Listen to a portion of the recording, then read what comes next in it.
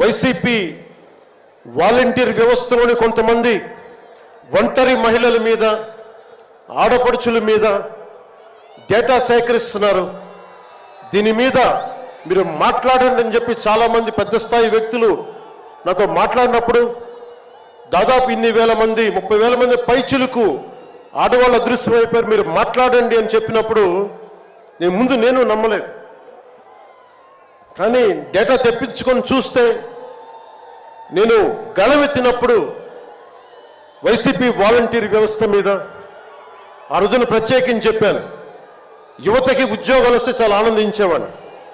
కానీ కొద్దిమంది వాలంటీర్స్ చేసే ఈ విధానాల వల్ల నేను ఎప్పుడు గొంతెత్తినా ఓట్లని బేస్ చేసుకొని మాట్లాడను, మార్పుని బేస్ చేసుకొని మాట్లాడతాను, మార్పుని ఆధారం చేసుకొని మాట్లాడతాను.